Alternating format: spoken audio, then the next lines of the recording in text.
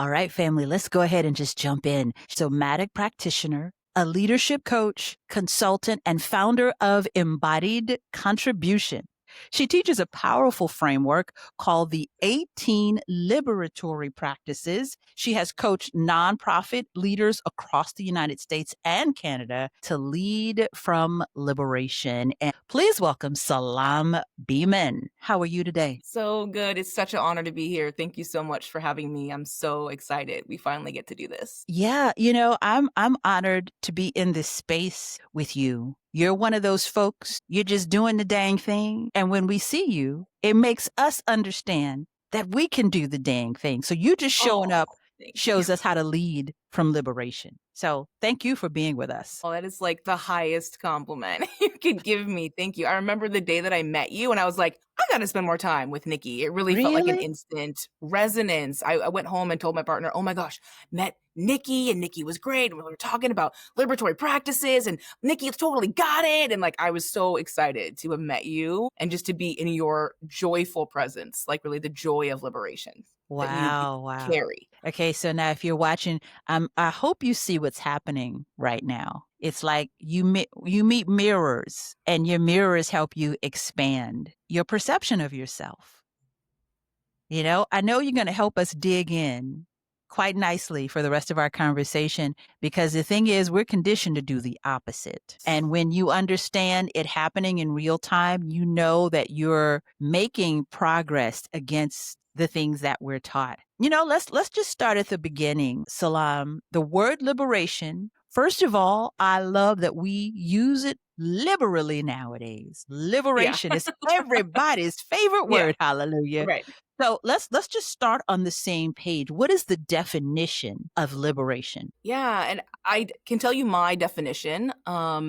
The definition that I use is something I have not heard other people use, so I like that we'll start on the same page. I define liberation as a state of being where Mm-hmm. you're in movement, partnership, and co-creation with the Mm. aliveness of life. And it's different than, and we'll talk about this in a moment, but we contrast that with oppression where you're not in partnership with life, right? You're fighting life. I think we all know that experience of feeling like we have to force life to work out. We have to force ourselves to get out of bed. We have to force other people to listen to us. We have to force life to be kinder to us or to be just or fair. And that forceful energy puts us in opposition to life. So like we're in opposition to life instead of in partnership with life, but we Mhm. are life. And so the Mm. more we're in opposition to life, the more we are in opposition to our own selves, our own being. And that puts us fundamentally out of sync with everything we want, everything we are and everything we want. Hmm. Girl, listen, you just started and it's getting hot in here already. Right? Okay, so Yeah, listen. So listen. Liberation is everybody's favorite word right now. of course. And so Yeah. you're saying if you're on the opposite side of this spectrum where liberation is here, you're saying the other side is oppression. Is that what you're Yes. saying? That is what I'm saying. That is what I'm saying. So a lot of us are living in oppression. Yeah, and I liked the way that you put it I use the term internalized oppression, but you could also think about it, maybe it's simpler to just say internal oppression, that mean voice in your head that tells you you're too much, you're not enough. No matter what you do, it's never enough. You've never earned the right to rest. You never earned the right to be free of judgment from yourself or others. And that oppression, as I define it, is the attempt or the successful domination, control, and suppression or repression of the aliveness of life. And we see this with ourselves. So we have, different, you call them domains of being. All indigenous cultures around the world know this. You've got a sort of mental experience, physical experience, emotional experience, and what you could call an energetic or like spiritual experience. And that doesn't have to be religious or like spiritual as we think about it. The spiritual part of you, or they call it the energetic part of you, Yeah. is just the non-physical part of you that Yeah. connects to things that are bigger than yourself. Yeah. So it doesn't have to be religion or deities. It could just be your family, your community, your commitments to justice or liberation. If you think about it, there's a part of you that connects to those things, and you have emotions about that connection, but the connection itself is different than an emotion. This is a full-blown therapy session for me. I don't know if anybody else is feeling the way I'm feeling. So there's another word. I don't know if you've used the word yet because you're really blowing Mhm. my mind. But there's another word that you used in this definition of oppression. Yeah. And so, yeah, as we experience life and people are telling us you're too much, you're not enough, over time, when we get that feedback from our family, from our peers, and then from institutions like our schools and our governments, law Uh-huh. enforcement, like it obviously, like all the institutions that we engage with, over time, that constant like negative feedback is something we internalize. A lot of people can resonate with this idea that like the mean voice in your head sounds a bit like your parents. It Sometimes it's does. your mom or your dad specifically, or, some authority figure in your life. It doesn't have to be a Yes. bio parent, right? But that voice sounds a bit like them and the things they used to say when you were little. And so we internalize that voice, meaning we adopt that voice as our own internal narrative. And so Uh-huh. even when the external people are no longer around us, we are playing that same, I've heard people talk about like a tape recording. We're playing that same tape recording Yeah. over and over Yeah. and over and Yeah. over again. Yeah. And that leads us to feel shame. We inevitably start to think, oh, why can't I just be better? Why can't I just stop doing this thing? Everyone keeps telling me to stop doing this thing or that thing. I can't seem to stop. And we, as hard as we can, we mask and we repress and we stifle and we hide these parts of ourselves that we're told are not right. They're not good. Maybe we're told they're evil or bad. We're going to go to hell. These big scary threats, especially to little kids. And we do our best to stifle those things, but we can't actually get rid of them. They are a part of us. And so we begin to feel shame, like, what's wrong with me? Why can't I be normal? Why can't I just fit in? Or we can live sometimes in the opposite, like we're trying not to shame ourselves. And so we're in this opposition to everybody else. But there's always, I've found with everybody I've ever talked to and worked with, there's some undercurrent of shame. Part of you from when you were 5 that did believe like, oh, something's wrong with me. Everyone's saying something's wrong with me. Right. And through this practice of using these liberatory practices, we can heal the parts of us that did believe people when they told us we were wrong. And more as we heal those parts, I know, right? And it is possible to heal. Oppression will tell you you're too oppressed to heal, you're too oppressed to be liberated, but that's the lie. That's the lie, right? Is that you're too caged to be free. Yes, slow down, girl. Slow down. All right, Hold on a sorry, second. there's too much to say. You know what? Catch up, I'm catch gonna up. I'm gonna use myself as a real live guinea pig in this therapy session that we're having Okay, here. yeah, let's do it. Because what you're saying, you're lighting up so many things in me and allowing me to make these connections. So driven Good. by shame, basically. That's our internalized oppression. And that is, if there was a pandemic besides the COVID, this is it right here. Yes. And the shame for me, I'm going to go right to the meat and potatoes here. The shame for Yeah. me was body image. There's something wrong with you because you're too thin. That's what I was taught Oh, yeah, you got that constantly. one. Constantly. Yeah. And anybody else you can insert yourself in here too. This is why I'm doing this, because whatever size you were was the wrong size. Whatever shape you were was the wrong shape. That's internalized depression, specifically for our folks. Something's wrong with me because I'm not a non-linear thinker. Yeah. I'm glad we got labels for this nowadays, the ADHD and the neurodivergence that a lot of us have. It's not even so uncommon anymore. Many of us are non-linear thinkers. And there's something wrong with me because of my gifts and talents. That's another one. You might be punished for great things that you have or the great things that you've done. So there's so many different layers of shame. And sometimes we don't know that's what it is. That's why I wanted to put my business in the street, because you're teaching. And I'm like, let me just put this out here, because sometimes it's like we're here, we're behind the microphone, we're on these screens, and that might put that separation between us and other. That's not what we want here for Liberation Lounge. Yeah. We want to put our whole stories out here because that could be an activation point for other people. Yeah. So, number one, I thank you so much for leading us through this and allowing it to be impactful for us. Cause I mean, you're just like punching me in the face, and I love it. Yeah. I love it. It's like, hit me again, girl. Cause this is so good. Okay. So yeah, thank you so much for doing this work and teaching this. Yeah. And thank you. Let me just take a minute to say thanks for bringing it back to the body. Like I love to teach this so much. And the framework is these words that we feel or we think in our brains, but it impacts our bodies. It and does. That's the reality of it, right? Like the shame impacts our bodies. Those negative thoughts impacts our bodies. All the ways we try to run from who we are or not be who we are hurt our bodies. Right. And I like to think about it. For me, I remember thinking like, I can't control anybody else. People are going to be oppressive. Systems are going to do what they're going to do. Right. But I can always have my back, which is different than me siding with them going, yeah, I am not enough. Yeah, I do suck. And for me, life really shifted when I realized people call it imposter syndrome these days, which was originally a term coined by a woman. I forget her name right now, but she studied female executives who were like the first CEO of this in this industry and the first CEO of Fortune 500 company. And she was interviewing them, and all of them were like, I couldn't be my hard work and talent that's led me to be this successful. It has to be something else. They were navigating the internalized sexism that women in the 70s had because they were growing up in the 50s, being told that women were supposed to be at home, right?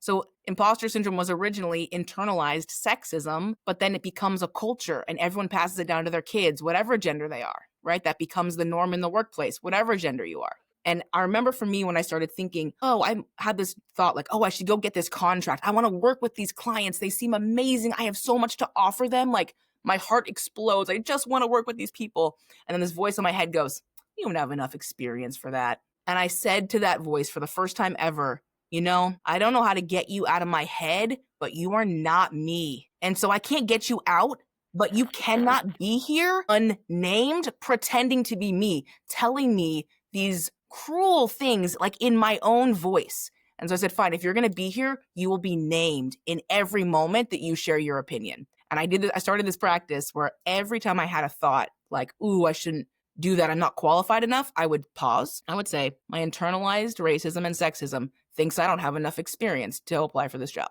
And then I would choose, who am I going to side with? Me, whose heart is exploding with joy at the thought of this job, or this voice that is not me, because I think I'd be great, the voice that's not me that says I'm not good enough. And I even would do it externally. When I'm talking to people, I'd say, I don't know if I'm going to apply for this job. I don't think I have enough experience. I would go, my internalized racism and sexism thinks I don't have enough experience to apply for this job. Who? And it changed my life. It changed my life. I'm going to just be in gratitude for the things you're telling us. So this is something else just clicked for me. I'm just something else. What you got? That it's our internalized oppression speaking. That, like you read the things, it's like, you're not your thoughts. I had a hard time well, whose thoughts is it then? Right. Or who is this talking? What are you talking about? But that's what it is. And that's what we mean when we say internalize. You think because it's inside you that it is you, but you, and most importantly, our parents and our grandparents had this internalized oppression. And this is such an important conversation for Gen X and older women. Mm-hmm. I don't know if you're a person who, doesn't mind telling their age. I know you're a young person. I'm looking at you're a young person. For me, it's a big, crazy battle, like as a Gen Xer. So, and I'm 43. I was the first year of millennials, so I'm kind of one of the cuspers. So first year of millennials. And I do think I have noticed this with clients. I've had clients that are younger than me, older than me. I like to think about it like this. Like there was a particular place that our collective culture was at when we were born. Yeah. A particular level of awareness, of pain, of unhealedness, of healedness. And with each year that goes by, we heal as a collective, as a body of people more and more. Yeah. So the amount of like crap that hits you, amount of the mean voice that hits you gets less and less year by year. So the older you are right now, the more of this mean voice got like thrown at your face when you were a kid. So it is harder. Keep going, girl. Keep going. You know what? I'm breathing through it. Just keep going. Breathe through it. And that's hey, we breathe through it. We shake through it. Like I've had to do this in a lot of trainings. We like shake it out. Like it's a lot to be noticing this at the depth that we're noticing it. Right. There's a lot of memories. We've got so many memories to remember. I'm going to pause again. And that's absolutely true. I love it. And you said it in plain language. It's like basically the older you are, the louder that mean voice is. Yeah. So we have to not only be gentle with ourselves, but we absolutely have to have that grace for our moms and our grandmothers if they're still with us. Yeah. Because it's like, who knows what's in there? Who knows what's in there? I'm going to tell a little story here. Yeah. My great-grandmother was alive until I was 17. And that was stories that she told about how mean her grandmother was to her. Yeah. Can you just imagine? That's basically a generation or two maybe off slavery, how mean she was. Yeah. It's painful to even think about. So this is the reality. When we want to blame ourselves for something, there's another book that I read. It's what's this lady's name? Vivian Tu, Rich AF. She's talking about the system and how we think it's our fault that we're not rich. And she's Yeah. like, the system is built and the system has conditioned you to not be rich. It's Yeah. not you. So I think that's you know how they say that is some dirty work. The young people say that is dirty work. That's diabolical. Yeah. These are the Yeah. words that fit. This is diabolical, dirty work that we think it's us. Yeah. So this is the Yeah. kind of teaching that causes us to rewire and rethink what we think about everything because your reality just got shook. That's not Yeah. you in your head. That's internalized oppression in your head. And you think it's you. Yeah. That's the You think deep. you hate yourself. People walk around thinking they hate themselves. I'm like, no, no. The oppression hates you and it's too cowardly to tell you to your face. So it infected your mind when you were a kid and made you hate yourself. And listen, let's dig a little deeper, sis. Everything that you think is real should be questioned and questioned Oh, again. yeah. Who you think you are. If you don't know who you are, how do you think you know who God is? No, I mean, We could if just you're made drop in the image of God and you don't know who you are, what could you know about God? let's just drop the mic and just end. This is all the time we have. That's all we Yeah. have for today. I mean, we could just stop right here. But this is it's amazing to me that as we go along our timeline, we unravel more and more and more. Yeah. So question. Yes, I'm gonna have to ask questions. And I'll put this out here too. I was trying to have a relationship with someone who's a little bit older than me, who was Yeah. at the borderline of being a boomer. Yeah. So it's so many impossible conversations Yeah.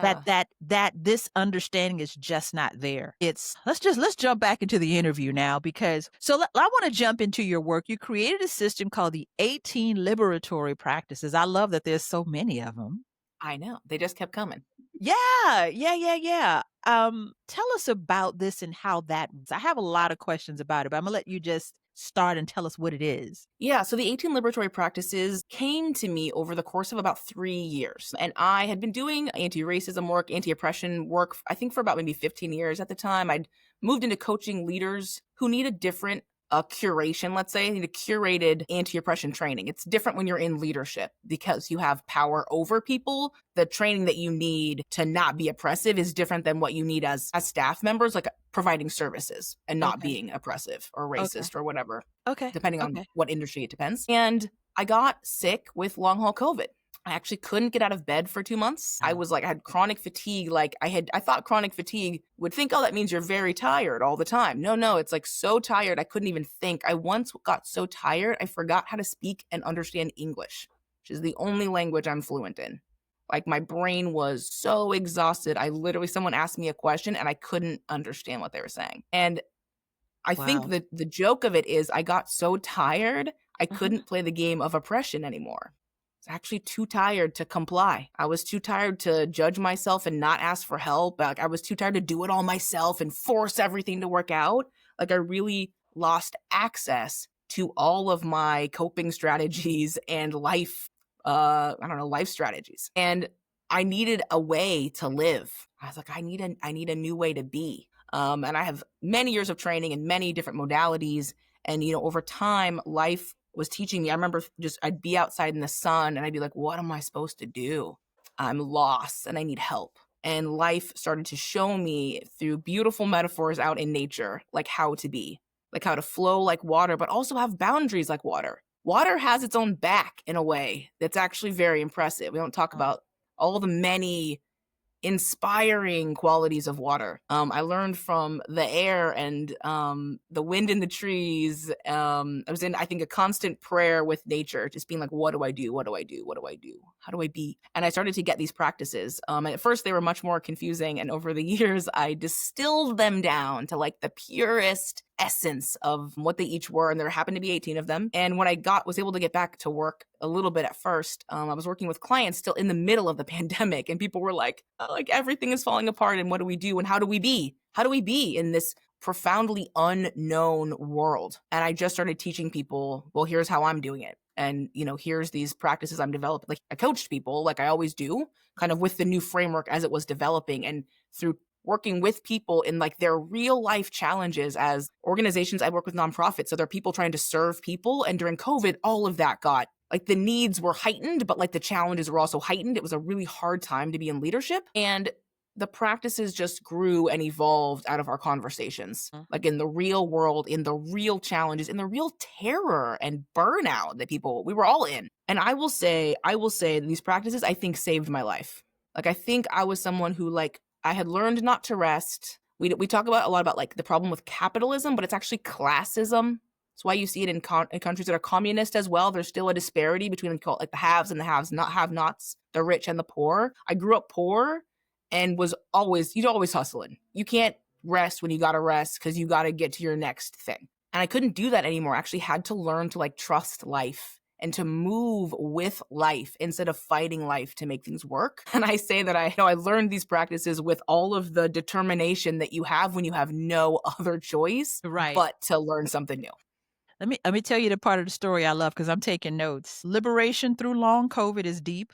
That's profound. Yeah. But this is the thing though. This is very spiritual in nature to me because what you said at the beginning, that's where I am in the spiritual practice part of it. It's like it's really not about a religion per se. It's not Yeah. about a particular deity per se. It is about spirit. And zero spirit. I swear that was my little morning practice. Zero spirit. That's when liberation begins.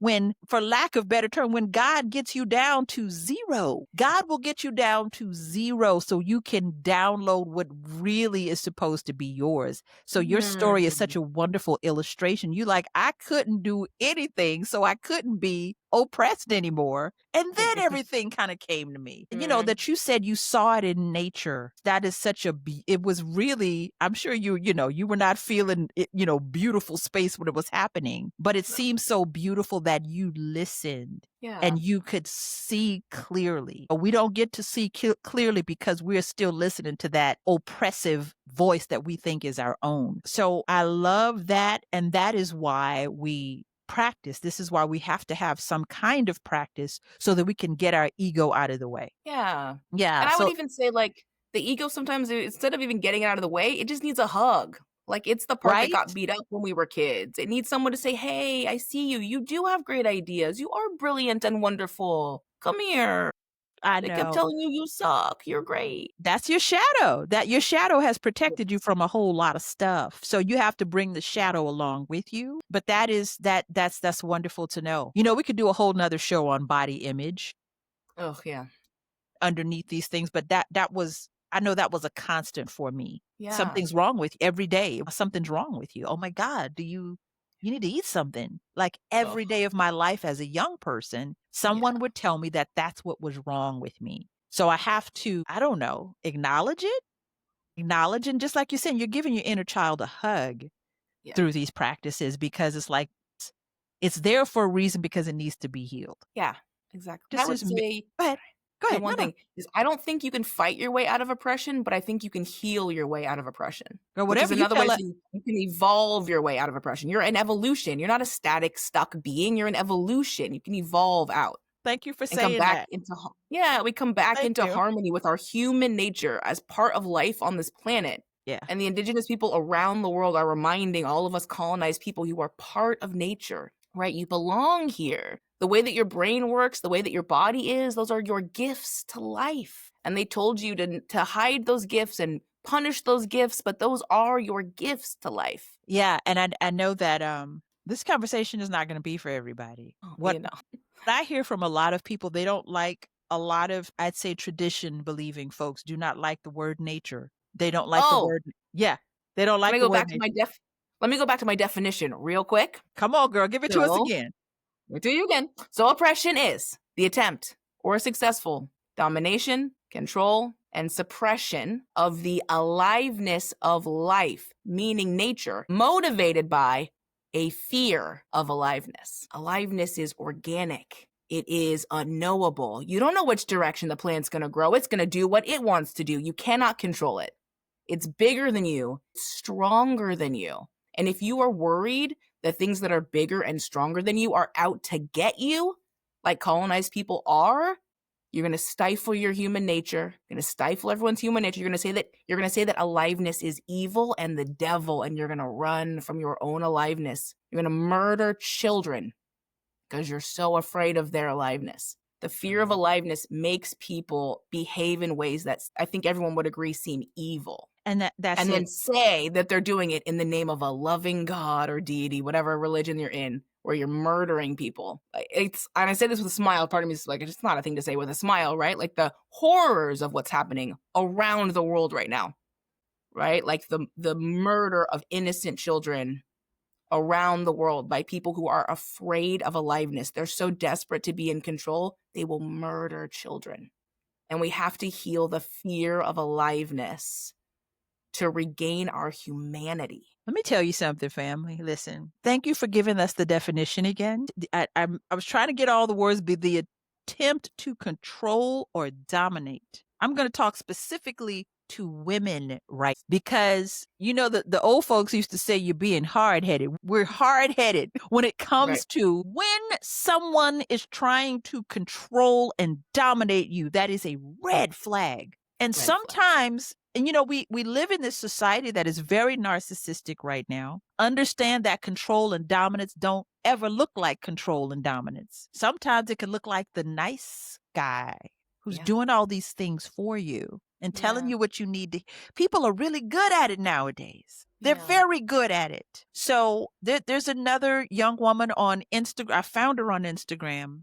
She calls herself Meg the Millionaire. I think we talked about this. Well, you mentioned, I haven't seen her. So she's saying your heart is the CEO, not your brain. Your intuition as a woman is God's greatest gift. Your intuition as a woman. So if you sharpen that intuition, and we just talked about us Gen X women and how we have this monster in our heads that's the internalized oppression from our moms and grandmothers because they didn't know any better.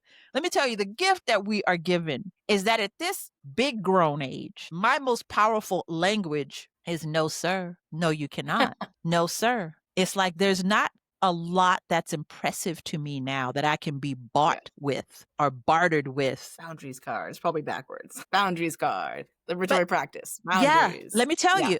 Thank you. Listen, why are you in my head, girl? Because we were not taught boundaries. Many Gen X women can say that along with me. And then, if you were, thank you for, being here and exercising. But for me, I was not taught boundaries. I didn't know what that was until I was in my 40s. Yeah, chances are you were punished for setting boundaries, right? Well, that's not nice. You have to be nice, right? It's the job of women to be accommodating to the emotional and physical needs of other people. That's sexism. Right there. You're going to get punished for setting boundaries. Not today. It's not nice, but not today. I done learned that when I'm from the South. Excuse me. I done learned that one.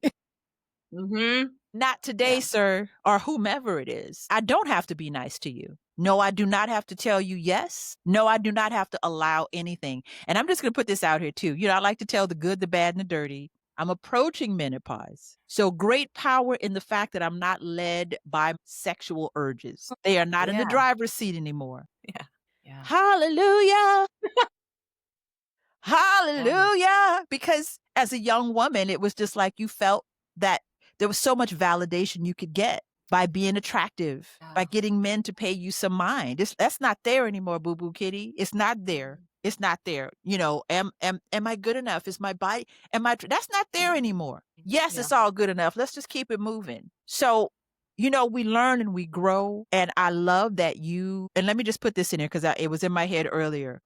I think that's old school thinking to say your mentor has to be older than you. For me, I love to keep myself surrounded by people younger and older than me because they're going to give me perspectives a perception that I just didn't have or never thought about it. Yeah. So, it's a lot of freedom. Shout out to Jada Pinkett. You can say what you want about Jada, but she did something with Red Table Talk. Yeah. That intergenerational conversation was everything to us as Black women. Yeah. Everything. Where were we at? Because you just, Well, and I love what you're saying is, as you gain the wisdom of age, that's now something you get to share with all of the women younger than you, right? Like there is this very powerful clarity that comes as we get older and older and older and older and older. And like in the design of humans, we're supposed to be in community, in intergenerational community, so we can share that. Children share the medicine of youth, which is being in the moment in their bodies with enthusiasm, right? And an unwillingness to be dominated or controlled. And the wisdom of age is knowing that you are okay just how you are. and that like who you are is a gift, right? And the medicine of adulthood is knowing how things work. And oh, if you want to get this done, oh, you do this, then this, like all those processes you learn through life. And when we have communities where we have people in childhood, in adulthood, and in elderhood, we each get to give each other our medicine, right? We are whole and complete as humanity when we are in our diversity, right? In the diversity of the ecosystem of humanity. The more we learn, the more we get to share. So wonderful. Yeah, it's important. I love that the other word that we're using a lot is storytelling. Yeah. And that's so great because you telling your story, really, that's so powerful. It's so powerful. And that is an activation point. Sometimes people need permission when they haven't Yeah. gotten it. They haven't reached Yeah. that little liberatory point yet where it's like, hey, listen, it's my story. It's worth something. Let me just go tell it. You know, Yeah. if you see somebody else tell, oh, you know what? Wow, that did something for me. Maybe if I tell my story. So we lift each other up. Community is so important. I just said to a friend of mine, I said, well, the COVID has changed, but this pandemic is still here because there's still after effects. Yeah. You know, the COVID itself is one thing, but what COVID did to us is still happening. So we're still in this particular reality. So you showed us the card with the boundaries on it. That's your deck. Yes. Tell us more about that and how many cards is it? So it is 18 cards. Let's see if we can see them. I designed the fronts and the backs myself. Each of the backs is an image that, and this will be for some people, not for everybody. I call them portal images because I took these images that have the vibe, the feel of the practice. And it looks just like your background too. I know, right? This one is transparency. And I took the image and I flipped it and flipped it and flipped it and mirrored it and mirrored it and mirrored it until it became this kind of like, I don't want to say holographic, like icicle thing. This one is the rest card. Getting sick taught me to rest. Oh my gosh. And if you can't rest, everybody out there, it's okay. Your nervous system has become adapted to stress and you have to heal your nervous system to be able to rest without panicking. It's a protection mechanism. This is the justice card. And so these images on the back, if anyone is a meditator, you can just put the card somewhere and meditate on the image. The image has what I call like the energetic vibration or like the vibe of the practice. And just looking at it, like meditating on it will help you clear blocks and resistance to the practice. And then the other side has like a short description. I'm sure this is backwards. I think it looks like my thing is backwards. No, actually, it's good. It's good. Is it? Oh, great. Awareness. I tried to distill each thing down into a little definition, like a definition, and then just a little info so that if you get stuck, I wanted these to be like fit in your pocket size, like tarot deck size. Like it fit in your pocket. And if you're stuck, you just flip through them, pick one out based on the image that calls to you or the word that feels inspiring. And you read it through and it will, just like our conversation, spark some insight that will help you get unstuck. Wow. I sometimes read these and go, oh my God, that's brilliant. Did I write that? Like, I honestly feel like I channeled these things, like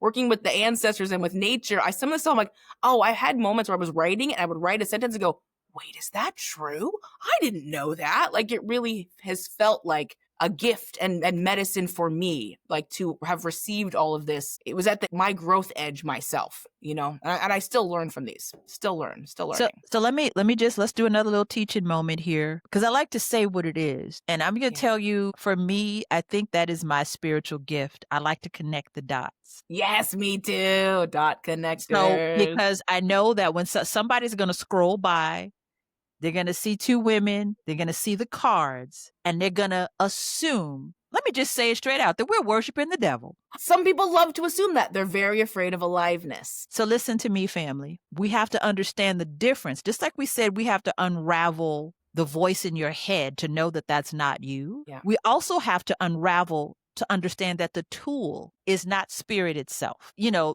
because cards, you can call them prayer cards if you like it, if that makes you feel more comfortable. Yeah. They're only cards, they're blips and tools. They're not the thing itself. Yeah. So I just want to put that out there. Yeah. There is no separation, and no one is going to make you do anything. However, this young woman had an experience that led her to liberation and download straight from source, straight from God. You could call it whatever you like there. It's just a word. But they are tools for what you say you want. Liberation is not going to feel safe and comfortable to you. It is not No. going to come to you wrapped in a silver bowl, a silver box. It's not going to come like that. It comes in ways that you don't want, don't like. We talked about, if you want this liberation, you can't want to stay in your safe space either. That's not how it works. The thing that leads the most of us to love ourselves is I was about to curse. The thing that leads us to love ourselves is a narcissist. You couldn't have gotten there any other way. A narcissist absolutely comes into your life to show you that you don't really love yourself all that much. They're so effective too. We have to give thanks for these narcissists running around here. It's a narcissist apocalypse out here. Okay? Because when usually when they're done with you, you're fixed. Oh, I'm never doing that again.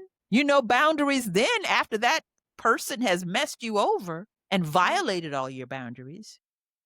I've heard so many stories of so many people when they're done with a terrible relationship, blossom, unfold, turn into who they were supposed to be, because you would not have gotten to that on your own accord. It's almost as God comes in and says, listen, since you don't want to listen, since you hard-headed, let me just show you. So I'm jumping in basically because I think we're under so many illusions that we sometimes can't receive. Yeah. And I say that just because I am that person. It's like, listen, crystals and candles. Oh my God, that's really? Are you sure about that? Are you sure that's not the oppression talking? It would be wise to thoroughly interrogate your thoughts, because some of them are you and some of them are what got beat into you as a kid. It's just, and I like to think about the truth like this. There's a quote, I don't remember who said this. It said, the truth is like a lion. Set it free and it will defend itself. And so I think about it like I can interrogate any of my thoughts, any of my beliefs. The truth will defend itself. I don't have to worry that questioning a truth is going to harm it. The truth is like the most solid, stable, strong thing that exists. It's the only thing that persists. You can question it all you want. It doesn't hurt it. All it can do is help you get into greater alignment with it.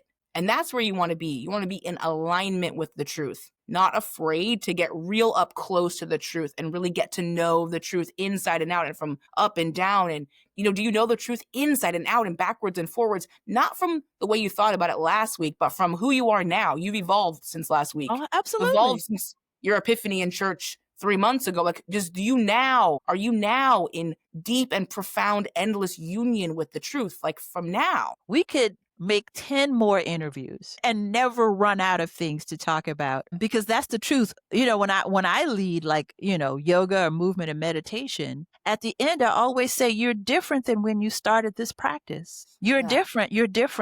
Coming back to the breath. And you could find these truths anywhere. You can find them in the Bible. I spoke to some folks last weekend and I cracked the joke. I said, when I was preparing today, I said, you know what? If I can find it in the Bible, maybe they'll listen. That truth is sprinkled about the land. And I'm sure that's the scripture right there. So for me, I don't really care where I can find it. I can find it anywhere, but it's available to everyone. It's something that, just as you say, it's like once you start going into all these dual natures, and then you ravel yourself around things that are oppressive in nature and you haven't thought to question it. Wow. Okay. Let's jump back in. So I love that they're cards, and they're not a particular order to them. It's just, it's lots of experience. I didn't want it to be a book. I didn't want it to be like you have to sit down and read the thing start to finish. I wanted it to be more interactive and dynamic, like that it meets you where you're at. And again, I think it's because this is and has been for me a spiritual practice. The divine meets you where you're at. That's how you know the divine loves you. The divine's not like, oh, you have to come over here to me. They'll meet you in your miserable places, in your depressed places, right? Whatever people refer to the divine as, the divine meets you where you are at in your heart on your given day. And I wanted the deck to be the same. Like it meets you where you're at. You don't know what to do. Great. You could pick a card at random. Any of these liberatory practices can help any situation. They're universally helpful. And sometimes there's, I think, some interesting data in different methodologies that taking any action that then helps you get unstuck, then you have more clarity about what to do next. Like you sometimes just have to get unstuck. And so any of these practices help you get unstuck. And then from there, you can think, okay, great, what am I going to do next? I love it. So you have this great deck. You've got the practices in there, and you have an experience for folks. You do workshops and things like that where they can come and have the experience and uncover all these things. So tell us what that looks like to be in that kind of a space with you. Thanks for asking. I would love to talk about that. So the workshop, we got one coming up July 13th. Tomorrow's is sold out and we're moving it to the woods. If people wanted to be outside, I want to be outside. We're going to go outside. It's going to be great. But because I call it embodied liberation, because what we actually need right now is not just to think different thoughts. Our hearts need to know what liberation feels like. And if you know what it feels like in your body and in your heart, when you meet that guy and he's like, oh, let me buy you all these presents, your heart will go, something about this is off. Your mind might say, right? Your mind will say, well, he checks the box. He got this, he's kind of these ones. But like something in your heart can know this doesn't feel like liberation. Something about this feels like domination, control, or suppression vibe hiding underneath like generosity. And so as we come into harmony with our intuition and we heal the parts of us that are afraid of aliveness, so our fear doesn't seem like intuition, which it can. Fear and trauma pretend to be your intuition. But as you heal, you come into alignment with this, I guess we'll call like your aliveness, which is connected to the aliveness of life. And I think it's very fine for people to say, you're calling that God. You can call it whatever like resonates for you. But we do this work in a way where we create the embodied experience of liberation in the room so that your like soul, your spirit, your heart can know what that feels like. Like what's the texture and quality of aliveness or of liberation? And then when you're out in life, you can go, oh, this feels like that. Let me go closer to that thing and see what's that about? Who are you? Like, what are you doing? So we do this. It's hard to explain. I don't know that I can even explain it. Something always goes wrong at the beginning of the workshop, and I respond to it from liberation. So one time I was doing this for a group of government leaders and the projector wouldn't work. So all my slides, I couldn't access my slides. And I made it into a joke. And I walked people through, I'm freaking out. I feel unprofessional and embarrassed. Oh no, I don't know what to do. And I just walked people through how I walked myself through the like, oh no, what am I going to do? And I explained, all right, I'm using this practice. I'm going to be honest with myself. There's nothing I can do to fix this. I'm going to have to change my plan. Yeah. Okay. I'm feeling embarrassed and scared. I'm feeling it in my stomach. My stomach is tight. And I walked everybody through and then I came up with, okay, so here's what we're going to do.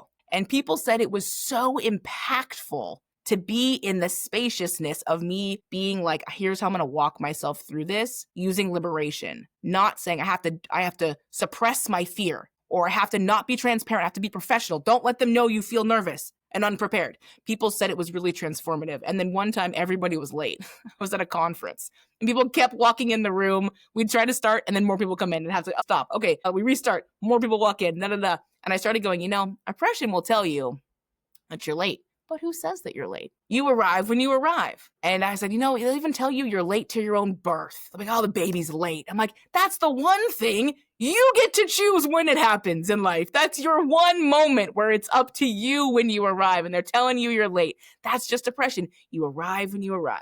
And so when people started coming in, every time we start cheering and go, you arrive when you arrive, you're just on time. And instead of people slinking in like, oh no, I'm late, I gotta hide and slink into the back, people were like, yeah, I'm right on time. And it shifted the whole quality of the space and the group bonded with each other like in this magical way.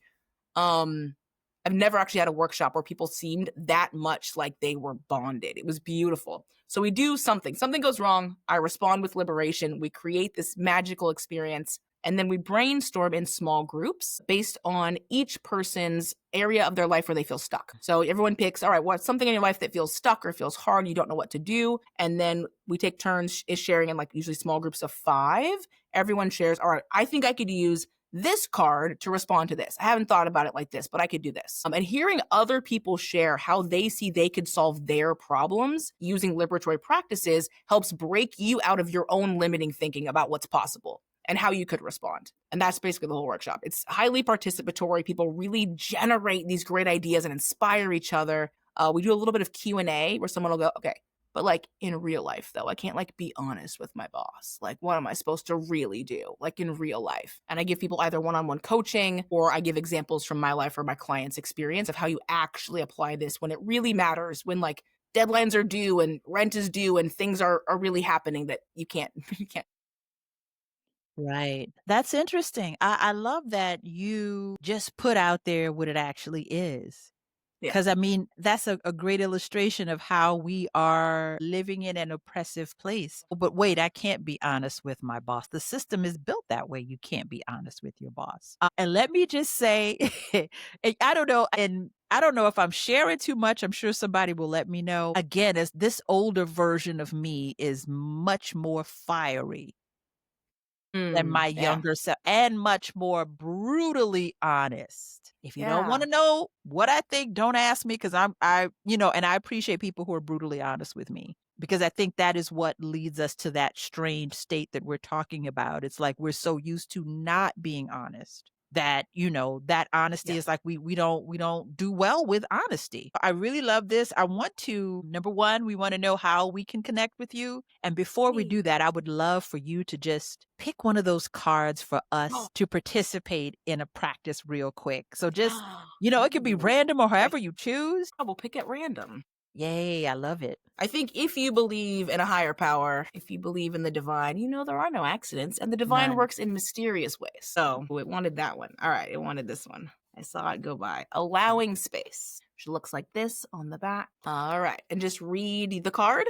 Okay. Is that what you're thinking? Yeah, yeah. Okay, allowing space, which I define as offering even more space to anything in your experience, even if it seems to be taking up too much space already. Allowing space is how we get what we want. When we allow more space for life, life can move and change. We exercise our right to let life move through us and keep going. In this way, we do not get stuck with anything we dislike. When we allow space, even that which we dislike moves. This sounds nice, but what about experiences like oppression and injustice? We may want to end injustice by giving injustice less space. This manifests in our bodies as tension, but many injustices happen outside our bodies. We cannot give them more or less space. They are happening beyond our control. Instead, we can give our internal response to injustice more space. We can notice we have created tension and breathe, relax, or cry. As we give our experience more space, we equip ourselves to engage more skillfully in the face of injustice. When we fight injustice with tension, we are trying to be less alive, which is less powerful. When we can breathe, we are better equipped to make change and catalyze transformation. Life needs more of you, not less. Give yourself space. You see, I'm taking notes here. More of you, not less. I'll send you a deck. Don't even worry. I love it. Allowing more space is how we get what we want. That feels counterintuitive because we've been taught the Yes. opposite. Yes. We've been taught to use oppression to feel safe and accomplish our goals. So all liberatory practices feel counterintuitive at first. Yes, thank you for saying that out loud. I'll tell you, I'll share something else. I'm gonna Yeah. share something else because when I look at you and how this thing inside you, number 1, your experience with how you have come to your own liberation, that you trained and you created this thing and you received downloads and you built a business. And again, family, how we met is that she is one of our private office members at OAKSTOP. So she's running a business that allows her to have some space for herself, some actual literal, private office space for herself. So long story short, she's doing something right. What you're doing right now, Sehlam, is something that to me was taught as this is impossible. You can't do it. So there's so much freedom in just you being here. It is so much freedom in just having the conversation, because that's the truth. The thing that might be the easiest, most fun, natural thing to me might be something that somebody else thinks is impossible to do. So we can't ever believe that that is true. Well, that isn't, yes, she can do it. I can't do that. See, that's always a lie. Well, yeah, that's easy for her. And I So, used to think that about other people. I used to yeah, think, "Oh, no, they can run their own business. I couldn't do that." and this is what I'm trying to say right now, because it's like it's always a lie. And what is it that's telling you that it's impossible? What is that? Yeah. And I'm so happy that, this word that we all know, well, most of us know what the word somatic means now. Where is that in your body? Where are you feeling that in your body? For me, it's a big concrete thing right here. Like if you put a brick in here, that's what it feels like.